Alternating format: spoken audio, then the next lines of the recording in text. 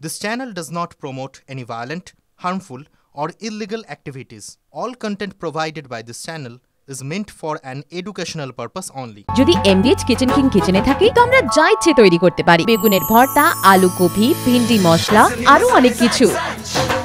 MDH রাজারহাটের Mobarakpur আর সেখানে একটা খুন, আর সেই খুনে এখন অব্দি গ্রেপ্তারি শূন্য। আর প্রতিবাদে থানা ঘেরাও করেন স্থানীয়রা। স্থানীয় বিধায়ক তাকে ঘিরেও বিক্ষোভ দেখান স্থানীয়রা, এমনটাই জানতে পারা যাচ্ছে। আমাদের প্রতিনিধি আমাদের সঙ্গে রয়েছেন, রঞ্জিত আমাদের সঙ্গে রয়েছেন। আপডেট জানার চেষ্টা করবো, তবে তার আগে এই মুহূর্তে বিক্ষোভের ছবিটা একবার দেখুন।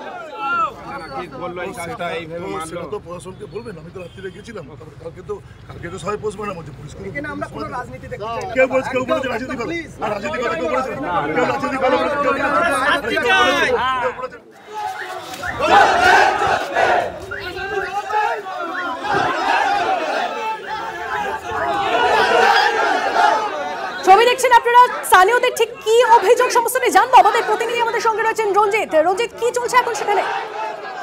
দেখো, গত সোমবার যে রাজারহাট মোবারকপুরে ভেরি থেকে একটি খুনের ঘটনা ঘটেছিল। এক যুবক যার নাম তৌহিদ সাপুই, 20 বছরের বয়স, তার হাত বাঁধা অবস্থায় মৃতদেহ উদ্ধার করা হয়েছিল জলাশয় থেকে। তারপরে খুনের মামলা রুজু হয়েছে।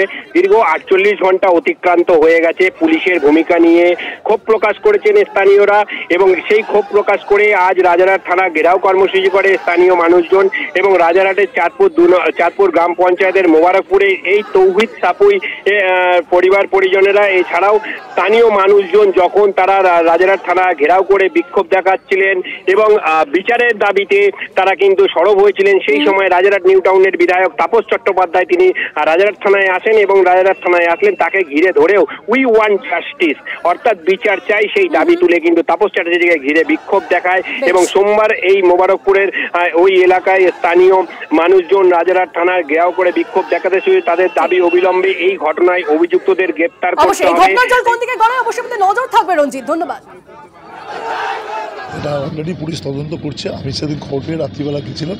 আমাদের যা করণীয় কর্তব্য সেটা আমরা করেছি, পুলিশকে তদন্ত করেছি। এখন কি মানে আমাদের গ্রামবাসীরা, আমার সিকিউরিটি যদি পুলিশে তাকে কিছু কথা বলেছিল সেটা আমি পুলিশকে বলেছি, সেটা তদন্তের সাথে আপনাদের বলবো না। আমাকে যা ইনফরমেশন ছিল দেখা যাচ্ছে পুলিশ তদন্ত করছে।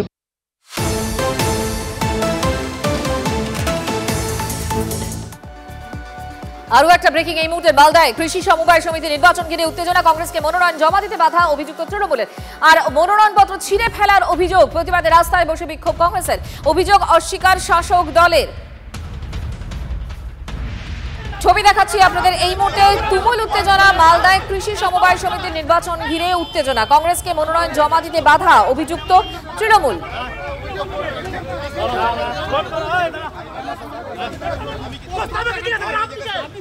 শুভদোষ এই মুহূর্তে আমাদের সঙ্গে রয়েছেন, আমাদের প্রতিনিধি শুভদোষ।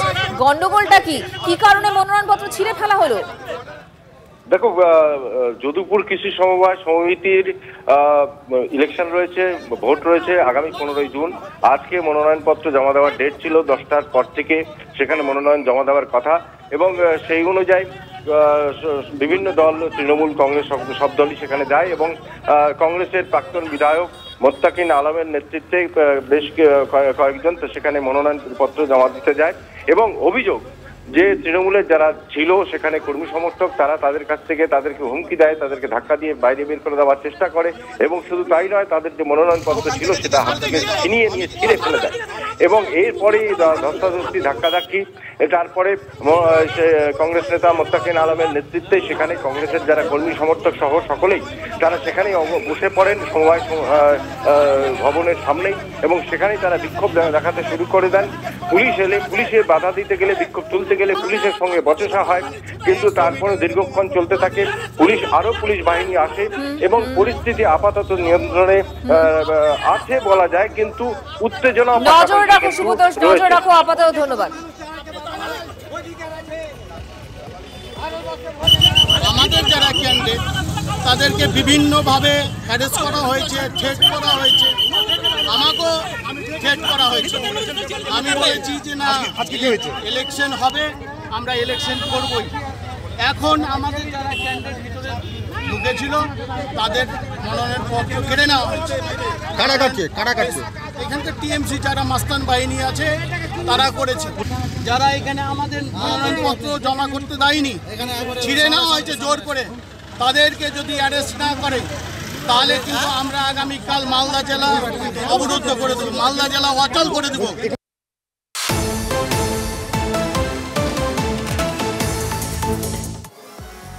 বাঁকুড়ার পর চন্দ্রকোনা, জলপাইগুড়ি একটি জায়গায় গ্রেপ্তার হচ্ছেন ভুয়ো সমীক্ষক। চন্দ্রকোনার ছবিটা সকালে আপনাদের দেখিয়েছিলাম, এবার জলপাইগুড়িতেও সেই ভুয়ো সমীক্ষার নাম করে বাড়ি বাড়ি পৌঁছে যাচ্ছেন কিছু মানুষজন। চন্দ্রকোনায় 2 মহিলা সহ 9 জনকে গ্রেপ্তার করে পুলিশ। অন্যদিকে জলপাইগুড়ির দিকে যদি আমরা একটু নজর রাখি, সেখানে 8 সন্দেহভাজনকে গ্রেপ্তার করেছে পুলিশ।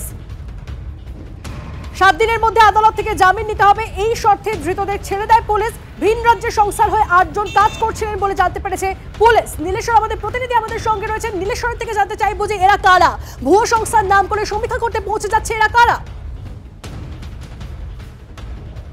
দেখো, গতকালকে বিকালে জলপাইগুড়ি কোতোয়ালি থানার যে খড়িয়া গ্রাম,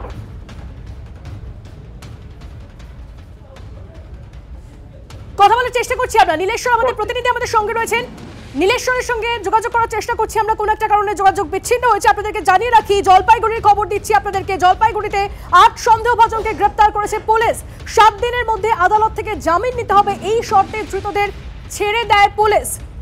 নীলেশ্বর আমাদের প্রতিনিধি আমাদের সঙ্গে রয়েছে। নীলেশ্বর, যেমনটা বলছিলে, দেখো গতকালকের এই ঘটনা, জলপাইগুড়ি খড়িয়া গ্রাম পঞ্চায়েতে 8 জন যুবক তারা এসে বিভিন্ন বাড়ি বাড়ি থেকে গিয়ে বিভিন্ন তথ্য সংগ্রহ করছিল, এবং যেটা জানা যাচ্ছে পুলিশ সূত্রে নির্বাচন বা অন্যান্য সংক্রান্ত বিভিন্ন তথ্য ইত্যাদি এই জাতীয় তারা সংগ্রহ যখন করে, তখন স্থানীয় এলাকার মানুষদের খুব সন্দেহ হয়। এরপর তারা পুলিশকে খবর দিলে পুলিশ সঙ্গে সঙ্গে যায় এবং তাদেরকে পাকড়াও করে কোতোয়ালি থানায় আসে। ঘটনার গুরুত্ব বিবেচনা করে খোদ পুলিশ সুপার গতকালকে প্রায় 1.5 ঘন্টা ধরে এদেরকে জেরা করে, এবং তারপরে যেটা জানা যাচ্ছে পুলিশ সূত্রে যে এদেরকে ব্যক্তিগত জামিনে ছেড়ে দেওয়া হয়েছে, কিন্তু 7 দিনের মধ্যে এদের প্রত্যেককে আবার আদালত থেকে জামিন দিতে বলা হয়েছে। কিন্তু ঠিক কোন উদ্দেশ্যে ভুয়ো সংস্থার নাম করে সমীক্ষা করতে আসছেন এরা কারা? এই সমস্তটা নিয়ে মুখ্যমন্ত্রী মমতা বন্দ্যোপাধ্যায় তিনি ঠিক কি নির্দেশ দিয়েছিলেন উত্তরবঙ্গ থেকে, শোনাবো আপনাদের। আমি শুনছি অনেক বাইরের লোক, কেউ আসাম থেকে, কেউ ইধার থেকে, কেউ উধার থেকে, বিভিন্ন লোক বিভিন্ন এলাকায় ঢুকছে। আমি পুলিশকে বলবো, বি অ্যালার্ট। বাইরে থেকে কোনো জঙ্গি যেন কোথাও গিয়ে শেল্টার নিতে না পারে। এরকম অনেককে ধরা হয়েছে। ঝাড়গ্রামে একটা টিম ধরা পড়েছে, মালদা, কোচবিহার, কলকাতা, ডায়মন্ড হারবার, অনেক জায়গায় ঘুরে বেড়াচ্ছে। চোখ কান খোলা রেখে সবাই কাজ করলে একজনের পক্ষে সম্ভব নয়, ভিজিল থাকতে হবে। বিভিন্ন পরিকল্পনা চলছে, বর্ডার এরিয়াটা ভীষণ সেন্সিটিভ, লক্ষ্য রাখবেন। বিএসএফ এর দায়িত্বে আছে বলে আপনারা আইসিরা, ওসিরা সব চোখ কান বুঝে বসে রইলেন না, সেটা হয় না। মুখ্যমন্ত্রী মমতা বন্দ্যোপাধ্যায় তিনি নজর রাখতে বলেছিলেন, তারপরে এক এক করে গ্রেপ্তারি হচ্ছে। দেখুন ছবিগুলো দেখাচ্ছি, বাঁকুড়ার ছবি দেখছেন, জলপাইগুড়ির ছবি এবং চন্দ্রকোনার ছবিও। বাঁকুড়ায় গ্রেপ্তার 5 জন, চন্দ্রকোনায় 9, জলপাইগুড়িতে 8 জন।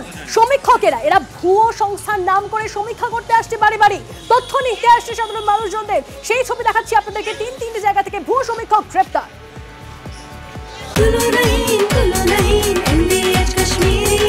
আরে কম দে কিন্তু খাঁটি দে। MDH কাশ্মীরি লাল লঙ্কার গুঁড়ো। MDH